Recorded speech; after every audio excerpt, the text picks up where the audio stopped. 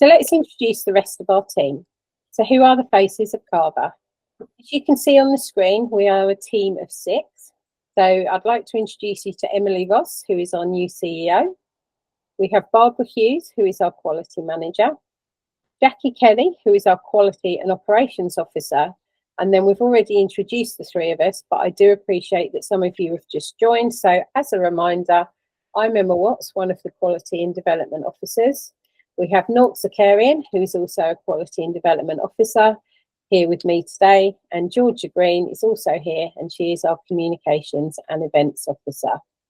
So now you've met the team, let's look a little bit closer at what the Access to HE diploma is and how it is different from other qualifications. So we've summarised on the screen there that it's Access is a 1-year level 3 qualification. It's made up of 60 credits. Of those 60 credits, 15 are ungraded and 45 credits are graded. Units within the qualification can either be made up of 3, 6 or 9 credits. And one of the major differences between Access and other level 3 qualifications is that you have to pass every unit within Access to pass the qualification overall. There are a range of Access courses for a range of different subjects. We currently include things like education, health professions, maritime, and even shoemaking. If you'd like to find out more about the different qualifications that we offer, these can be found on our website. Next slide, please, Georgia. So let's just give you a little bit of insight as to who else we work with. So we are an Access validating agency who you probably hear us refer to as AVA, and we're licensed by the QAA. The QAA is the Quality Assurance Agency for Higher Education. And their role is to design, validate, quality assure, and be aware that the Access to HE diplomas are fit for purpose. So the QAA are our regulators. They're our governing board, and they are responsible for maintaining the standards and improving the quality of higher education in the UK. They set out guidelines, conduct reviews, and provide resources to ensure that institutions deliver high quality education and a positive learning experience for our students. So we are regulated by the QAA to ensure that the Access to HE diplomas that we offer through our providers meet their rigorous standards. This also ensures that our programmes are not only compliant with QAA requirements, but they also provide valuable and relevant education to our students to allow them to progress further. So if we look at how we all work together, you can see on the next slide that we're governed by the QAA. We then have CAVA, we have our CAVA members, and we have our students. So CAVA's role is to oversee the validation and quality assurance of Access to HE diplomas. We're a membership organisation and we work closely with our members throughout the year. We pride ourselves on being friendly and approachable, with staff available to take your calls from 9 to 5 and respond to emails promptly. Sorry, I should say 9 to 5, Monday to Friday. We are one of 9 Access validating agencies regulated by the QAA, but we consider ourselves unique as an AVA because we exclusively work with the Access to HE diplomas and the Level 2 pre-access qualifications, thus making us experts in this field. Georgia beat me to it, thank you. So you may have heard me there just mention pre-access.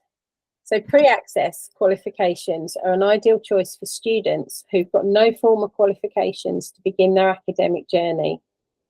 CAVA works in partnership with an organisation called the NOCN, which stands for the National Open College Network. We offer a suite of Level 2 pre-access qualifications, and you can see the qualifications that we offer on the slide there. So we offer an award, a certificate, and a diploma.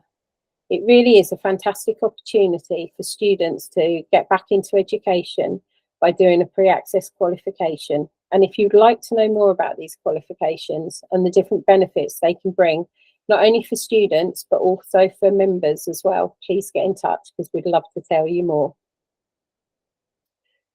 So not only do we offer qualifications for our students, but we also offer some continuous professional development opportunities for our members.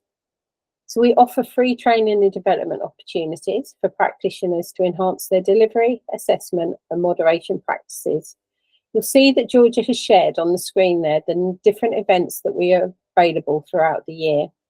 We do have registration links to all of these events, which are included in our monthly newsletter. So if you're not already registered to receive our monthly newsletter, please make sure you register so you don't miss out. Again, details and a link of how to register for the newsletter will follow in the email. And there should be an opportunity for me to show you later how to register. So I'm just going to draw your attention to the next couple of events that are coming up. So next on the 10th, 11th and 17th of September, we are holding our provider briefing. During this briefings, we'll be discussing a review of 23-24. We'll be looking at the upcoming year and also looking at the revised QAA grading scheme. Registration links are available for these, so if you haven't already registered, please sign up so you don't miss this valuable session. We also have our CAVA conference happening on the 6th of December, and the title of this conference is The Future of Teaching and Assessment. This conference is going to take place in person in Peterborough, and details will be following very soon.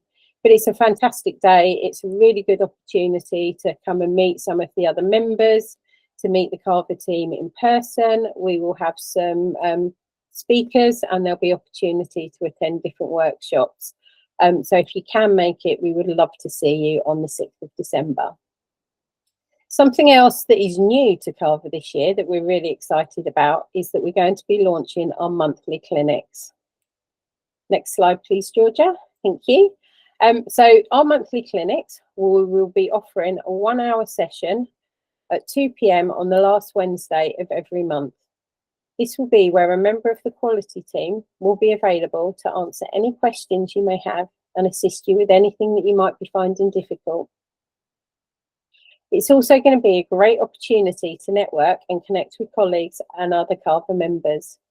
Our first clinic is going to be hosted by our new CEO, Emily Ross. We will share the monthly link in our newsletter, which goes out on the first Wednesday of every month. And I believe, Georgia, can you please put the registration link in the chat now for me, in case you're not registered to receive the newsletter? We now have a dedicated page on our website with all the information. So if you want more information about any of the events that we're running, please can I ask you to visit the page. Okay, thank you, Georgia. Okay, we're now going to look at some of the different support that CAVA provides. So let's start off by looking at the provider sites, please, Georgia. And Georgia is going to actually demo this as I'm speaking through it. So each provider will have their own provider site, which we'll now demonstrate to you.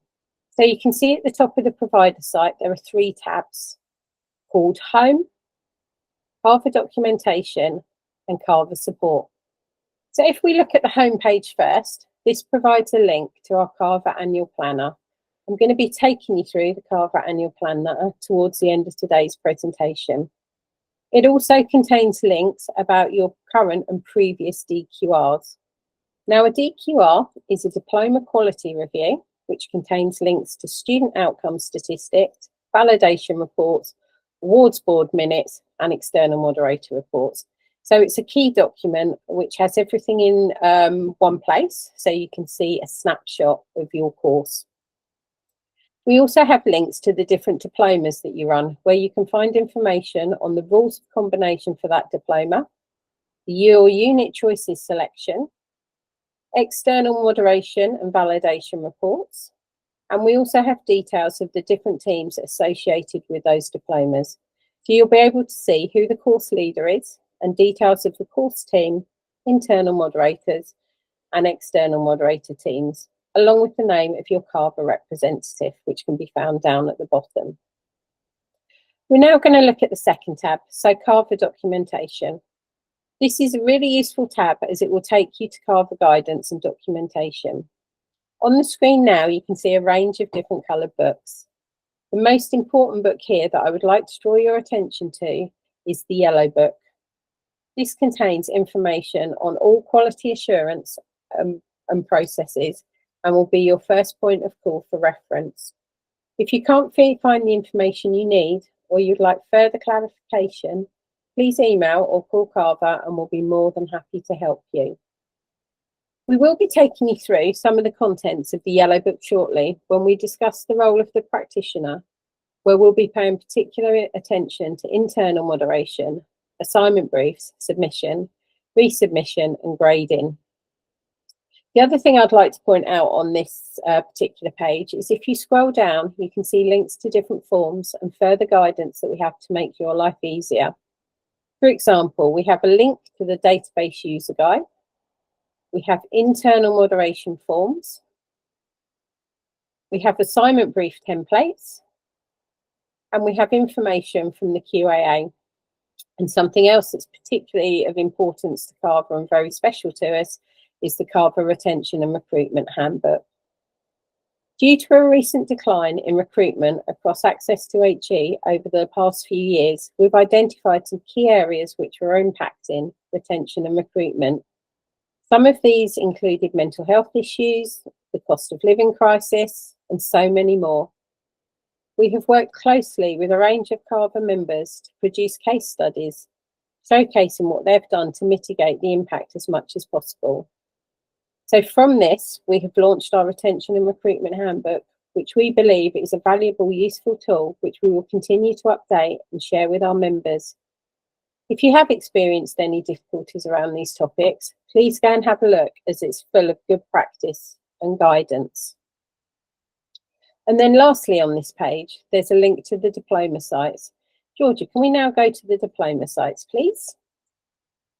Like the provider sites, the diploma sites also has 3 tabs. The first tab is the home page. Each diploma that CAVA offers has its own diploma site, which contains course information, labour market data, testimonials, and much more. I would like to draw your attention to tabs 2 and 3 now. So let's begin by looking at tab 2. Tab 2 will take you to our assignment library. The assignment library contains a collection of both current and relevant past assignment briefs, which have all been voluntarily shared by the CAVA community and are compliant with the revised QAA Access to HE Diploma Specification and Grading Scheme.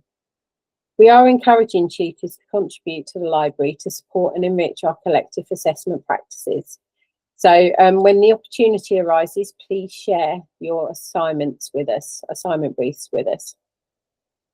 If I could ask you to take us to tab 3 now, please, Georgia. So tab 3 takes you to our Teaching and Learning Resources Library. Again, this is a collaborative platform dedicated to enhancing the delivery of Access to HE courses across in-person, hybrid and online formats. Within this library, you'll find a variety of resources, from lecture notes and case studies to interactive activities, all of which have been shared by our CAVA community. Please use your professional judgment to assess and adapt these resources to fit your personal curriculum. We are encouraging tutors to contribute to this growing repository to support and inspire your fellow educators. If you'd like to contribute to either library, so the assessment or the teaching and learning resources, please can I ask you to email us at admin@cava.ac.uk. Thank you. I'm now going to pass over to Nork, who will talk you through the practitioner's role. Thank you, Emma. Hi, everyone. So, yeah, as Emma said, I will now talk you through what the practitioner's role is like with CAVA. And we're going to be covering 5 main areas. The unit reference sheet, which is really the document that has every information about the modules and the units. The second thing we'll be looking at are the assignment briefs. Also, we'll be looking at how to run assessments, what the submission process is like. I will walk you through the flow chart of how the submission process is like, with successful submissions and unsuccessful submissions, late submissions, and then finally we'll be looking at how to grade and how to provide feedback to students. And just as a reminder, If you have any questions during this section or any section of the briefing, Georgia will be sharing the Padlet link right now in the chat, where you can post your questions there, and we'll have them answered at the Q&A session at the very end. So thank you, Georgia. We'll now have a look at what a unit reference sheet looks like, URS for short. So this is really what each and every module or unit looks like when we look at the information for each of these units that we teach it for the Access to HE diploma. You'll find at the very top the unit title, basic information like the unit code, the level 2 or level 3, if it's a study skills unit, or it's an academic subject content. So if it's something that is graded or ungraded as well, will be at the very top. The learning outcomes as well will be at the left-hand side, and this is what the learner is expected to know or do by the end of the unit. And the assessment criteria on the right is evidence that they will produce to demonstrate that they've met these learning outcomes. So each and every unit will have all these different learning outcomes and assessment criteria based on the unit and what the subject is. At the bottom, you'll find the assessment. So just to remind you and just to let you know as well, that these assessments are indicative assessments. So there's suggestions, meaning that course tutors can choose another form of assessment, as long as it's within the CAVA sizing guidelines, which we can share with you as well. And then after that, you will find also that there are indicative learner texts and resources, so things like websites and textbooks or books that are also indicative. There are suggestions. Tutors may choose their own different course books or textbooks. So these are all there to guide you and to provide you with some help if you need to go to any of these textbooks or websites as well. Next, we'll be looking at the assignment brief. So Georgia will also show you now, an example of an assignment brief. So these are, this is basically what an assignment looks like when it's given out to students. It's a crucial step in the assessment process. An effective assignment brief should clearly outline the assignment's purpose, the tasks, the deadline, and the assessment criteria. So at the very top, it begins with a title and introduction that explains the context and the relevance of the assignment. There's also detailed instructions, specific requirements or guidelines that students must follow. It's essential to include the learning outcomes and assessment criteria, which we just saw on the unit reference sheet. And it's essential because it will help students understand what is expected of them and how their work will be evaluated. The brief should also mention the submission and resubmission deadline and any format requirements. The resubmission deadline is quite important because late work without a request for extension and approval by the tutor should be capped at a pass. So if we keep scrolling down, please, Georgia. You also see here, yes, the 3 grading standards, which are the new and revised grading scheme. The QA is new and revised grading scheme. So the 3 main grading standards are, the first one is knowledge and understanding. The second would be subject-specific skills, transferable skills. We'll get into more details with these, and you can find these on the provider side as well. But we'll get into these details, and you can ask us any questions at any point to help you choose the components and subcomponents for these grading standards. Another important point about the assignment brief is that it should be internally moderated to ensure it meets all the quality standards and is aligned with the course objectives. So now, how do we run the assessment? It involves key steps to ensure it's fair and smooth. Students should be informed about the schedule and requirements well in advance, and a controlled environment must be maintained to prevent malpractice. And we should monitor and provide clear instructions to students. Should also accommodate for special needs. Any issues addressed should be addressed very promptly. If difficulties arise, students can request an extension by following formal procedures in the student handbook or assignment brief sheet. Providers must also manage extenuating circumstances with clear procedures, ensuring extensions are documented and approved by course leaders. So as I said earlier, if students have difficulty submitting or committing to a deadline, they can ask for an extension and this can be approved. But if they don't, then that should be capped at a pass.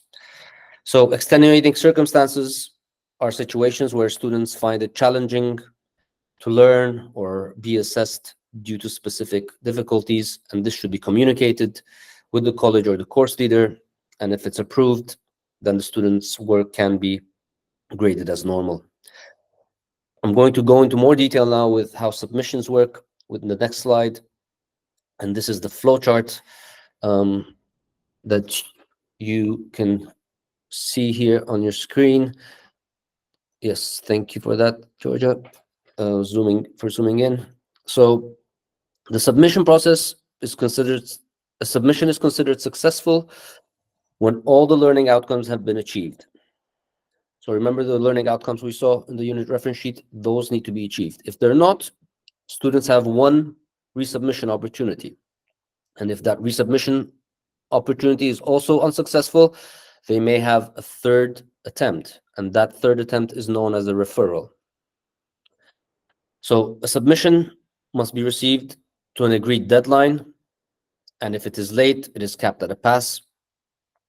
And if a student has asked for an extension and this has been approved by the course leader or the college, then the late work can be graded as normal.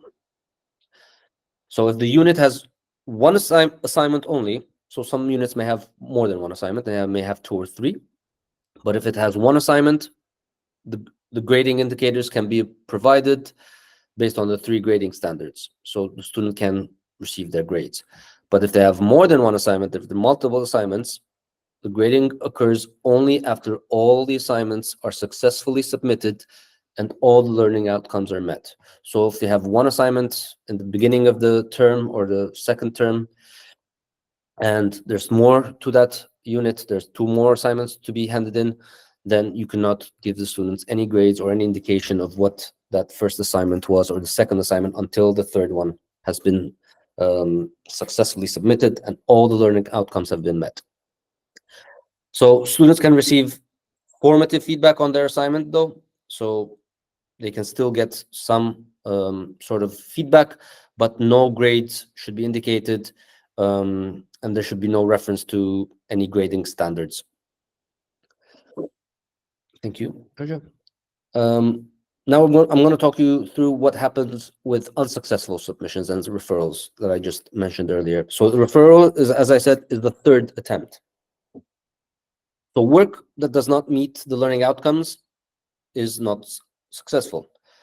So tutors can provide written feedback indicating that the student has not met the learning outcomes, but you cannot say what the quality of work was. So the student can resubmit their work only to show that they have those learning outcomes that were not achieved. They can, in their resubmission, that they can redo that, only those parts that were not achieved, and resubmit those. So when that happens, this resubmission can be graded as normal. So the marking process will be as it were for someone who has achieved from the first time. But if their resubmission is unsuccessful, as I said earlier, they have another attempt, which will be the third one, and that's the referral. And that will be the third and final attempt. So A referral will still be graded as normal. If you've been with us from last year, that was not the case last year, but this year it will be graded as normal, a referral, um, unless either of the first two submissions were handed in late. So anything that is handed in late will always be capped at a pass. If there's not been a case for an extenuating circumstance or a request for an extension, and that is approved by the tutors or the course leaders, then anything that's handed in late will be capped at a pass. So you may ask, can students keep asking for a referral, a third attempt in every unit?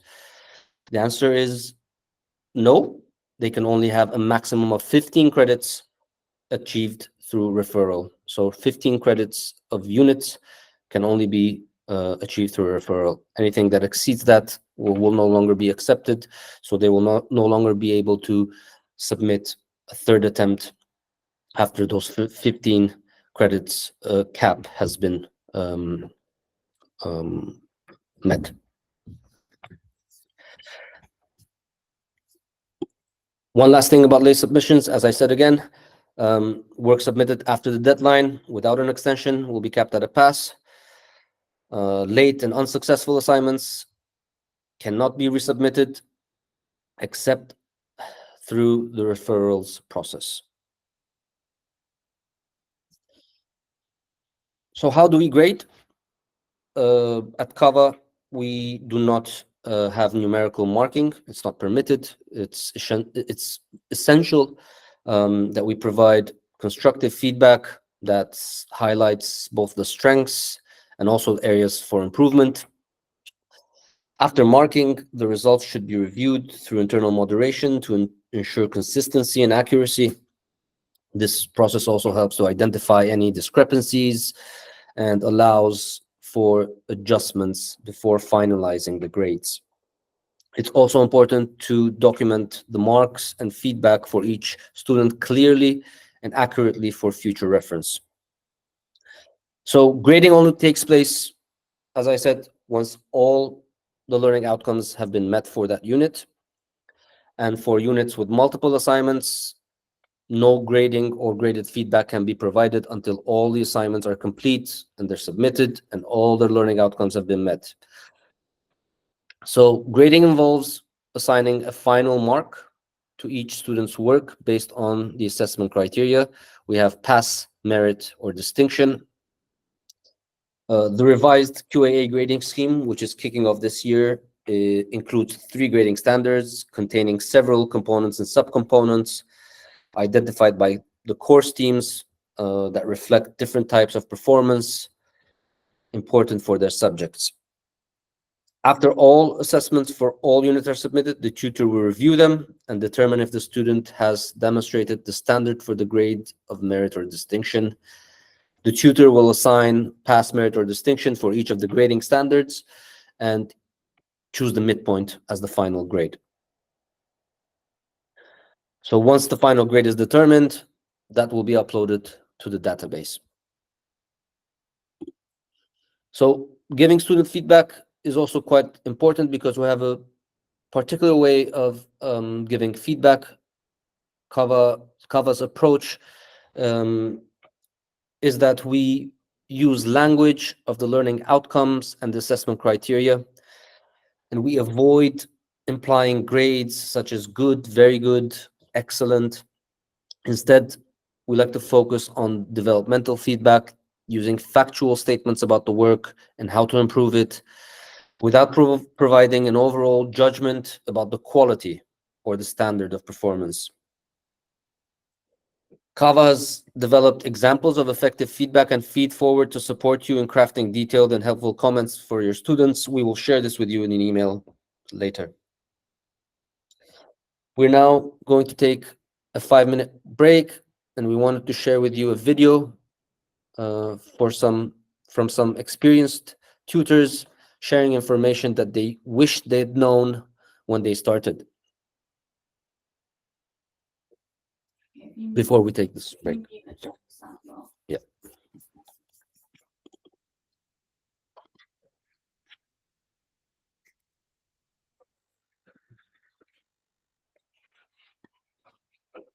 Everything on the CAVA website is fantastic. The different coloured books are really helpful. The breakdown of the grading descriptors is something we refer back to very frequently. Obviously, the information on the diploma sites is brilliant. I think I really like how easy everything is to access. Often found I was going back to the rules of combination document to be able to then use those links to the unit specifications. To always just make sure that we're using the most up-to-date unit specifications. And then at various points in the year, depending on whether we're setting assignments, marking, and also the internal moderating, then dipping into the different books. Having to learn everything, you know, and I think I wish I'd have just had a bit more time. But in terms of how CAVA runs and how Access is run, it's really easy to follow. I find it one of the easiest kind of award bodies to communicate with and to follow. So I think actually everything has been there that I've needed. Knowing more about what is on things like the members areas, provider sites, and just having a fuller picture of what actually is available as support resources. But I think the most helpful one has been the breakdown of the QAA changes for the next academic year. That was really useful just to see how that would work and be able to talk to other providers about kind of their experiences and how they're changing. But I know definitely the kind of new to Access I find useful, even though for me it was more of a refresher. Just generally with mature students, they have obviously their own challenges. Lots of obviously financial difficulties. We find that there's quite a lot of mental health, you know, just kind of those well-being safeguarding issues. And I think they do present the challenges within the Access area of our college. We've got a really good support network though, you know, between all the tutors and our safeguarding wellbeing teams, we have our student finance teams, and I think everyone comes together. We just try and make it happen for each of the students. The biggest challenge for us has been trying to support students where actually they've possibly already taken on too much, and potentially maybe we need to have a bit more before students start to make sure that they are actually in the right place and have got themselves organised and have got things like childcare, transport, etc. sorted before they start the course. I have to say, I think it was probably last night. So our Access Award ceremony, just seeing them all, hearing where they're all going to. So I think there's about 98% of them have managed to secure a higher education course at a university. So we're really, really proud of them. I think it comes down to the students, and in particular now at this time of year, seeing those students who probably lacked confidence at the beginning of the year, and having not been able to previously get the UCAS points to go on to a degree course, and seeing them achieve that.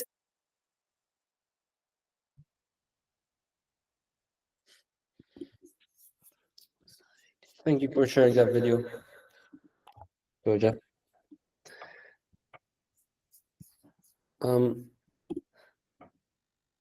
So internal moderation is really a way that we can ensure there's consistency of standards, and that's by regularly sampling and evaluating assignment briefs and assessment decisions.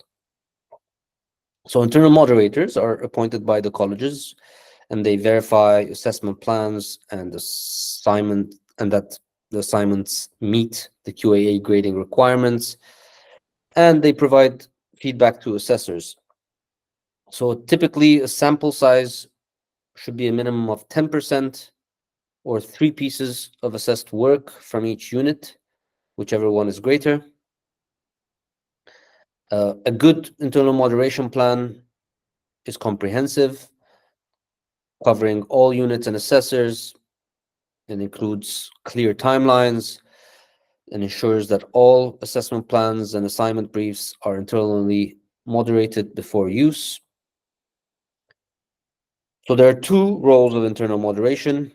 One is to check for the appropriateness of the assignment brief before it is given to students, and the other is to check the assessment process after the assessment has taken place.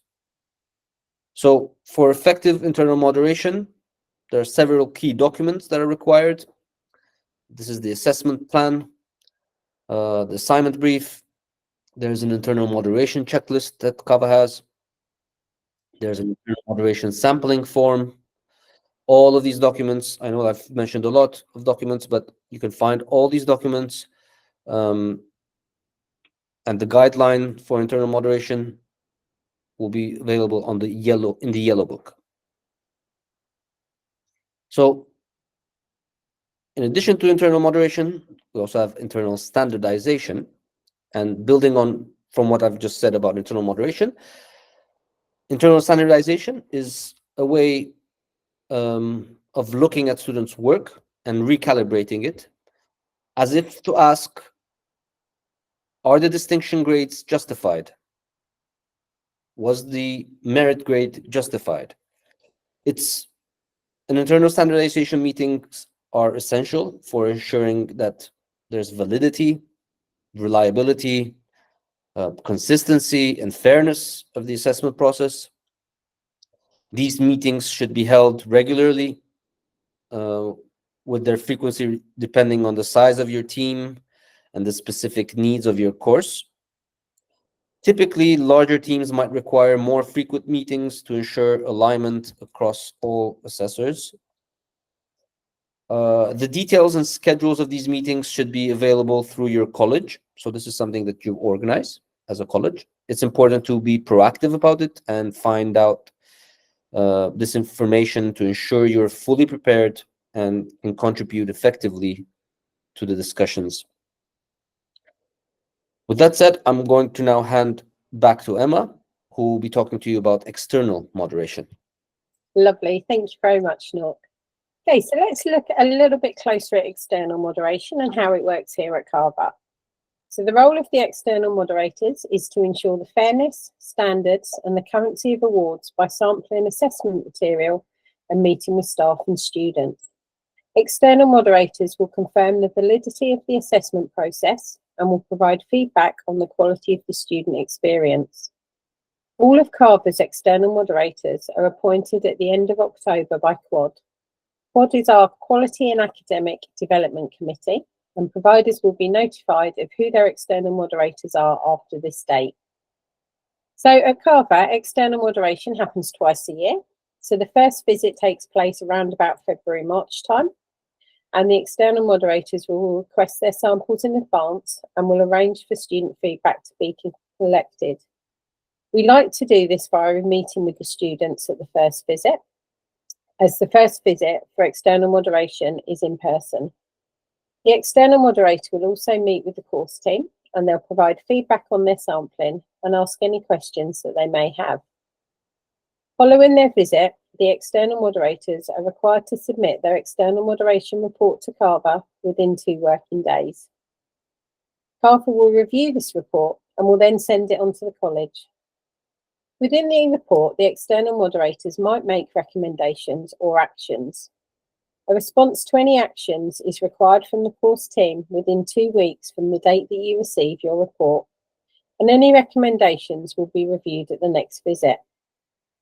Moderators will also provide feedback and guidance to the course team, so they're acting as both quality assurers but also critical friends, which is one of our key values here at CAVA. Second point of moderation takes place around about June, July time, but this time it will be an online visit. Exactly the same process is carried out with the same timescales. The only difference is that student feedback may be received via a student survey, as we appreciate that some learners may have already completed the course and will then not be available for a meeting. We do have external moderation briefings taking place, I think December, January time. For anyone who is an external moderator, more information will be provided. And then we will also be having an end of year briefing where we have the opportunity to find out a bit more about external moderation. I'm now going to talk to you about a year in the life of CAVA. So right at the start, we mentioned that the yellow book contained CAVA's annual planner. So I'm now going to take you through what the annual planner looks like, and we're going to identify some key activities that take place over the academic year. You will see in our CAVA annual planner here that there's links provided to useful resources that you might need to complete your monthly key activities. Please take more time to read this in detail, but I'm just going to point out some of the key dates for you. So Georgia, I think if we start with September, please. So if you look at September, you'll see there's a number of key things happening. But if I just point out to you that on September the 6th, this is the last date for receipt of any late grades that are coming through for the academic year 23-24. All providers will receive their validated rules of combination, and a rules of combination identifies which units you're allowed to deliver as part of that framework. And it also contains links to individual unit reference sheets that Nork shared with you earlier. As previously mentioned, when we talked about the training and events that we provide, we've got our provider briefings taking place on the 10th, 11th and 17th. So please make sure that you register to attend one of these dates. Quick reminder for you here that Georgia did post a link to the registration link for the newsletter. So if you're not signed up, please go back to the chat and click on that link and get yourself signed up. And CAVA will also write to the colleges to request information about courses that you're running to find out if there's any changes to the delivery team. Okay, so you can see there that by the 23rd of September, there's a whole host of different information that we require you to send to the college, to send to CAVA. If we move on to October now, please, Georgia. So in October, the key thing that I wanted to point out for you here, for those of you that are new to CAVA, this you might not be aware, but CAVA hold annual award nominations for most outstanding achievement and academic. So Georgia's going to come on later and talk about some of the communications, and she can just run through some of the categories for the CAVA award nominations. But for those of you that are familiar, can I please remind you that the deadline for these nominations is to be sent by the 1st of October. And then the other key date in October is day 42. So day 42 is where 42 days after the student's start date, all students must have been registered onto the CAVA database. And if you're withdrawing any students, they must be withdrawn by day 42. Otherwise, you will be charged, and this might impact on your achievement figures. If we move ahead to November. So in November, CAVA will be contacting the colleges with their names of the external moderators. And external moderators will be tasked with contacting the college to introduce themselves and to make arrangements for the first point of external moderation. We do appoint external moderators for a period of up to 4 years. So some providers will have already established a good working relationship with their external moderators. And if their time is up at that particular college, then you'll be assigned a new external moderator. But like I said, you'll receive details of these in November. In December, December's not only all about Christmas, but it's also important that colleges are requested to confirm the date of their first point of moderation to CAVA. And ideally, we'd like you to do this by the 2nd of December. Again, a reminder here for you that we have our annual in-person conference, which is taking place at Peterborough. Please remember to look out for the registration form in the upcoming newsletter. And as a reminder, the title of the conference is The Future of Teaching and Assessment. We're really looking forward to this. We love doing an in-person conference, so we hope to see as many of you there as possible. And December the 16th is the deadline for registering all students to their 60 credits on the CAVA database, or before formal applications to UCAS, whichever date occurs first. Please make sure that before you go off on your Christmas holidays, that any student grades that have been achieved to date must be entered onto the CAVA database. Now, if we look at January, please, Georgia. So in January, CAVA will send out a register of students to the colleges. Please review these registers and alert CAVA if there's any errors that have been made.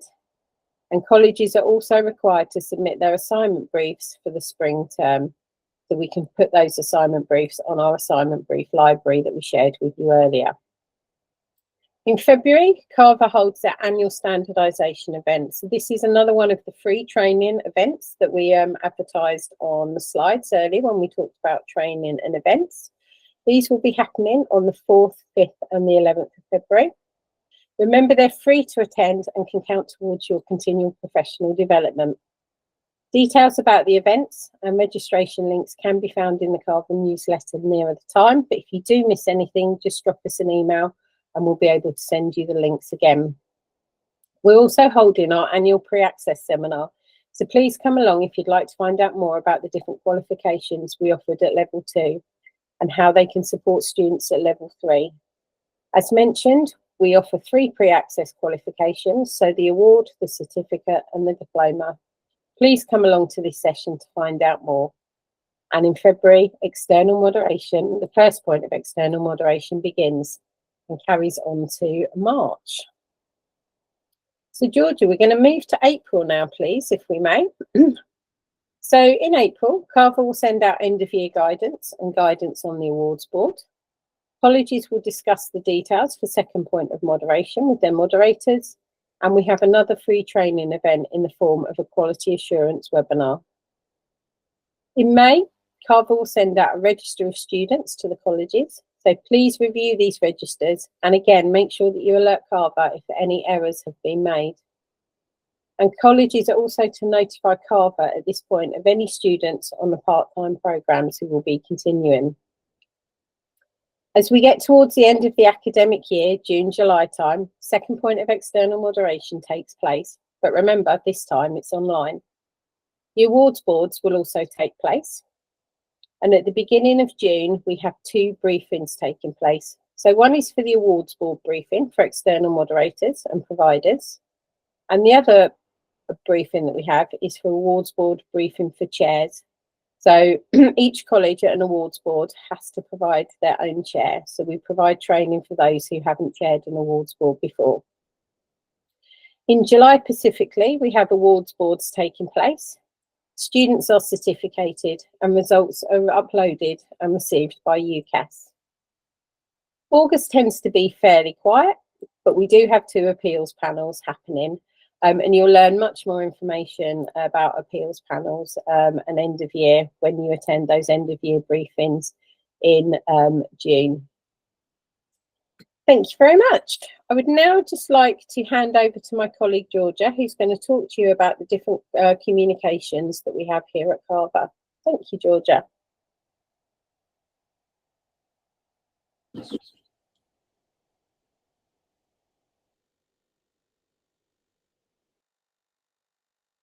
Sorry, Georgia, you're on mute. I can't hear you. Sorry. Thank you.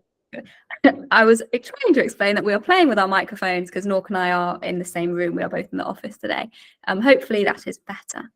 So yes, Emma has done a great job mentioning some of these throughout, but I just want to quickly run through them because we do have a few ways that we do communicate regularly with our members. So I just want to make sure everyone is aware of that.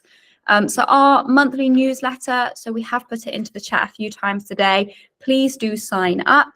Our monthly newsletter contains so much information. It contains our progression agreements with different universities. It usually contains our most recent blog posts, which contain good practice, student case studies. All the stuff that's going on will go into our monthly newsletter. It does go out on the first Wednesday of the month, so it is ready to go out tomorrow. So if you would like to register, please do get that registered today, and then you will get our September, our back to school, our back to kind of college first one of the year.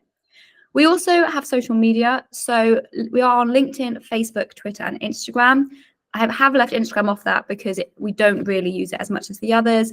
LinkedIn and Facebook are really where we go to post things. So every time we release a new blog, we put it onto there. Every time we are promoting an event, we'll put it onto there. It's usually our first port of call. We probably share 2-3 times a week. So please do make sure you are following us and you've got all of that on your social media. I will include our social media links in the follow-up email. So if you would like to follow, it'll be really easy. You can just click onto that straight afterwards.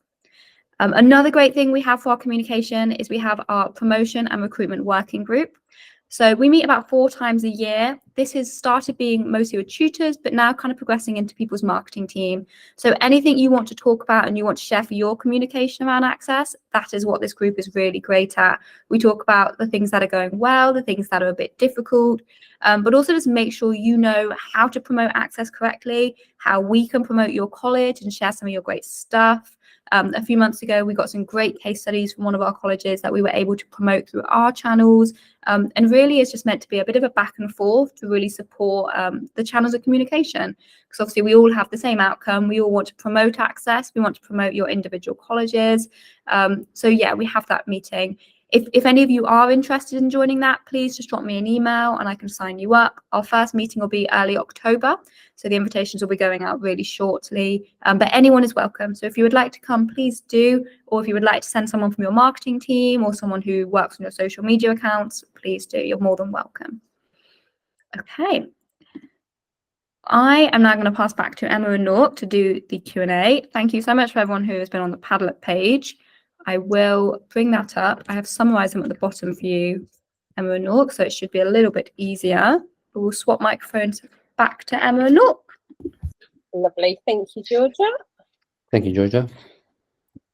Okay, can you just share? Sorry, perfect. Thank you.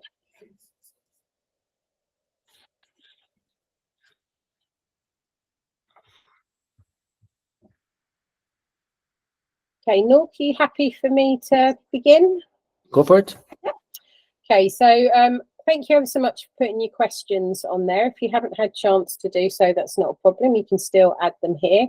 So Georgia has very kindly summarised the questions and provided some responses, but just in case any of you missed the questions, we're going to cover them again now. So will information from this event be shared? So yes, as Georgia said, this event is being recorded and will be available on our CAVA YouTube account.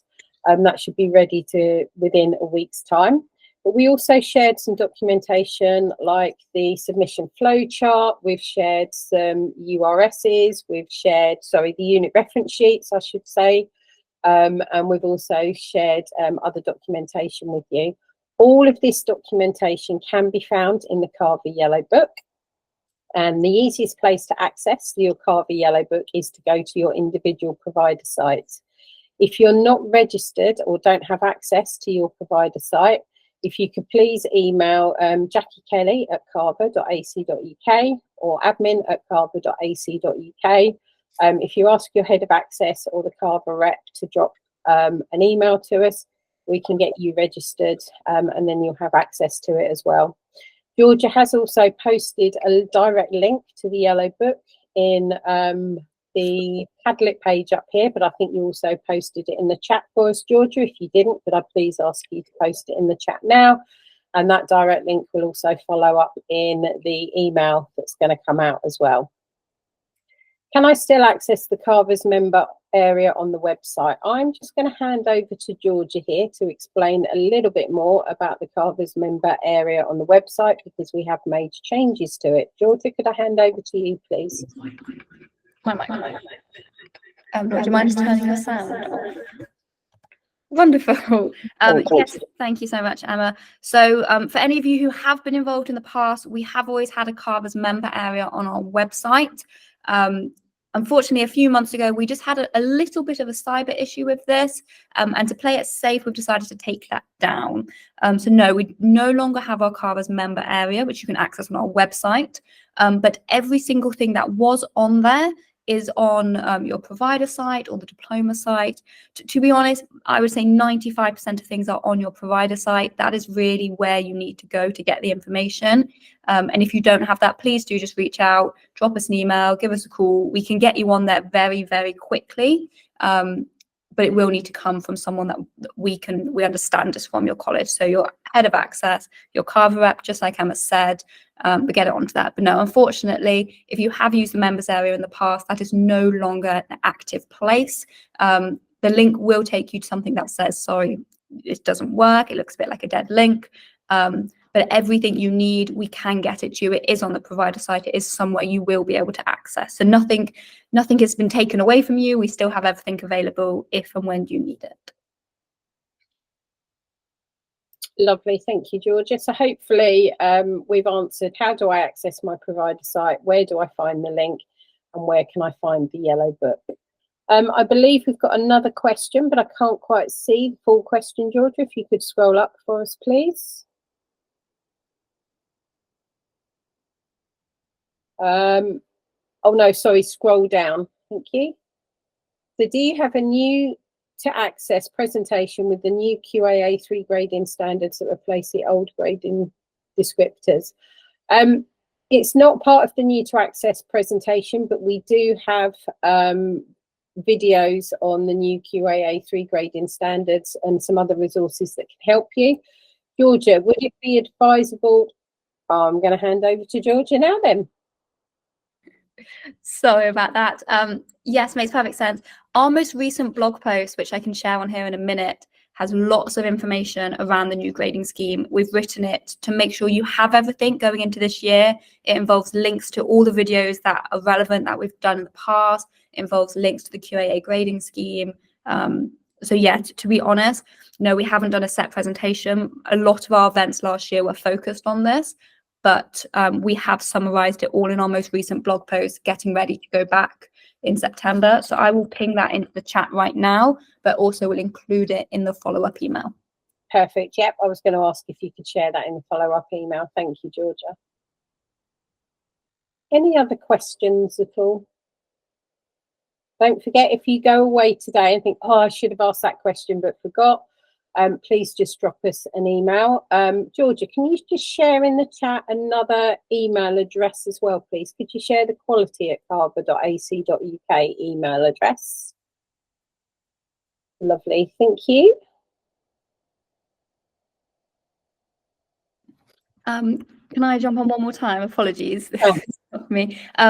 Just coming back to our conference in December, which obviously is a very exciting thing. Emma promoted it really fantastically. There will be a hybrid event. If for some of you, you are very far from Peterborough, we do understand getting there in person is not always possible. It is a fantastic opportunity to be in person. And I think it's a very different experience in person. But please don't feel like you're going to miss out because it is just too far or you just aren't able to get there.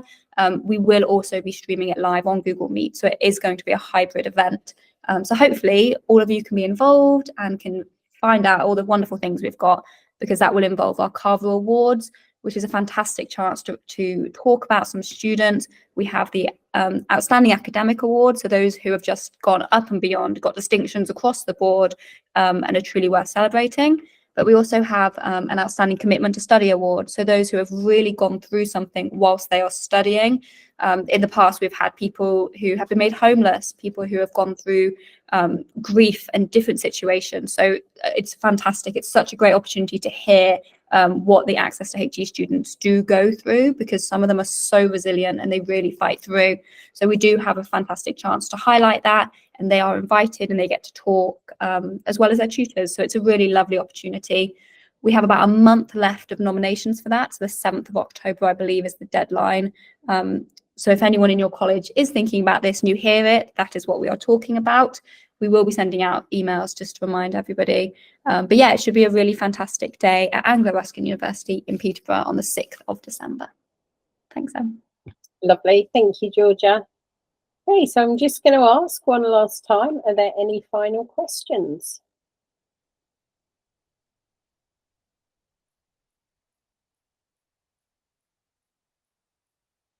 Okay, we do appreciate that it was an awful lot of information for you to take on board today. Once the video comes out, please feel free to review, refresh, and obviously if you do have any questions arising, please contact us. You can see our contact details here on the screen. But I'd like to thank you all very much for attending today. We're very much looking forward to working with you all. And we wish you all the very best for your access journey, those of you that are just starting out and are new to delivering access. Thank you ever so much for your time today. Thank you all.